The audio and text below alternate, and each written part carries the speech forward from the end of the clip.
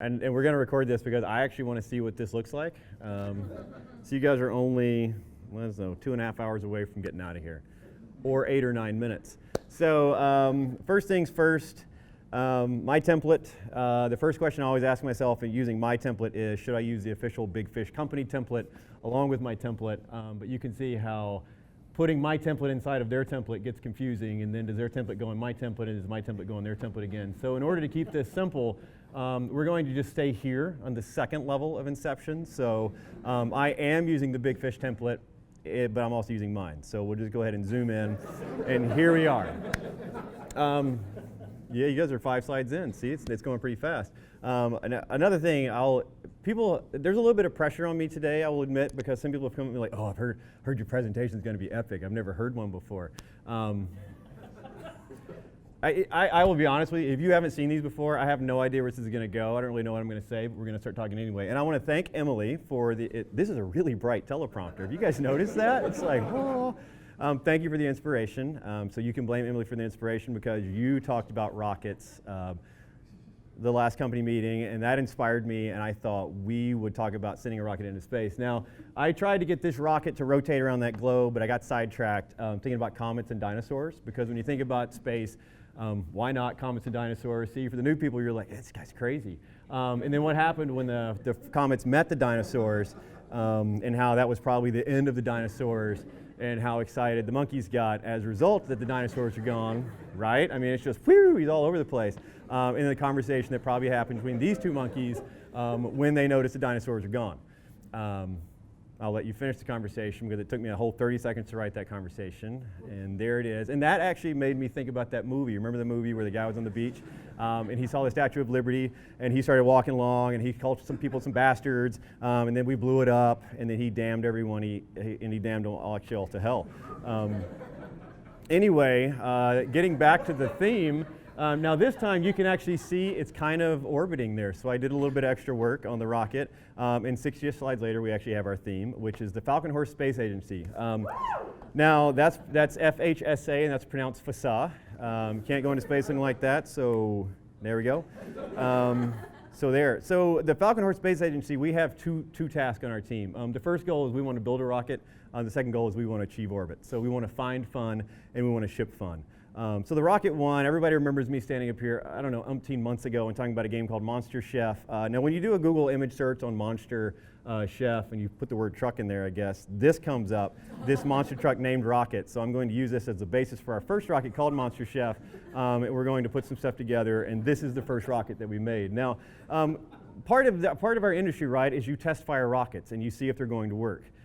It's no surprise to anyone in this room that this rocket did not work. Thank you, right? That's some hardcore PowerPointing right there. Look, it gets bigger and it's smaller. Someone said, looks like blood. I think that was Pat.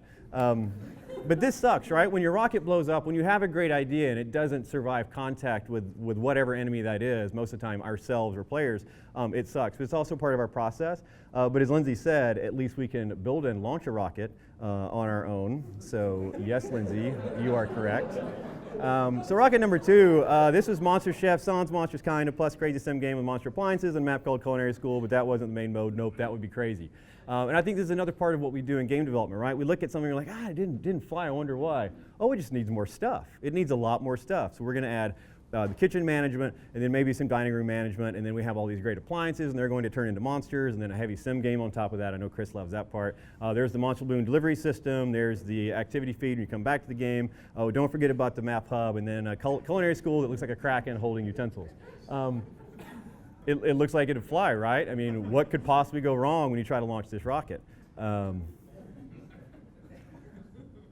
Spoiler alert, yeah. So a little bit heavy, didn't get off the ground. And this is where I want to pause for a second and talk about everyone in this room. Here's what we do, right? We go into our magic game making rooms and we use the SCFTOMP machine. Now, I would ask if anybody knows what that is, but I know you don't because it's in my head. And this is the part of the presentation where I actually regret that I put it in there because I have to sing a little bit. Because Mary Poppins sings, that's what she does. So she knows what that is. It is a super creative, funnalistic tool of money printing. It takes ideas and spits them out like bricks of gold were minted. Super duper dollar making Falcon Horse machine. Instead of all that other stuff, though, you could just say team. So this is what this machine is. Thank you. Thank you. Ta-da! Ta-da!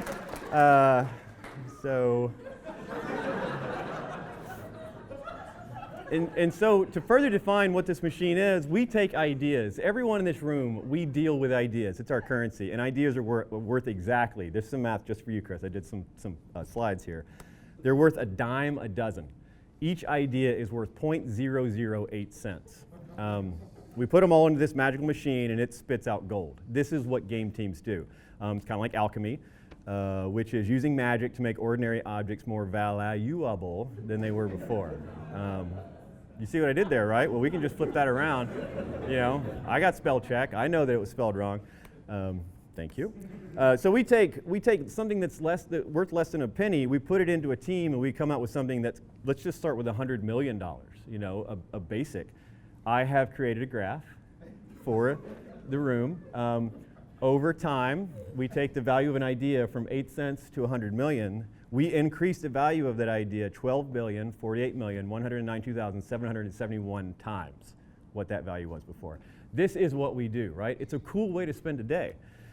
It's also crazy, super crazy, really crazy, but this is how we make games. Now, let's get back to our Rocket. Rocket 3 is a simplified asynchronous. Surely this has to work because we'd already kind of blown up twice. And I also want to point out that there's a human toll when your rockets fail, right? I mean, the visor's cracked, we got some patches and some rips. It's hard to fail. It's hard to see ideas not make it. But we keep doing it. And so you can see he's sigh. I think it kind of is. You know, I'm never quite sure who that character is, but the more I get into this presentation, I think it might be me.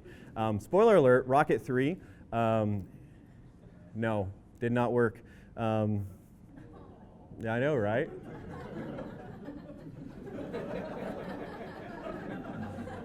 That's not me, but that's me, that's not me. And this is where I want to talk about the team, the Falcon Horse team, because this team has more resilience, I think, than any team I've ever worked with. This is really, really, really, really difficult to do. When you're battered and bruised and none of the ideas feel like they're working, and every time you try to do something, it feels like you're failing. This is where a lot of people give up. But what makes us video game professionals we're accustomed to this. We know ideas don't make it. We know we have to keep going back to the drawing board. So I want the Falcon Heese or the Falcon Horse Eye, whatever the plural of Falcon Horse says is, to take a bow. You don't have to stand up, but that's all of you. Because I really am more proud of this team's resilience than any team I've ever worked on in my entire life. So I will applaud them.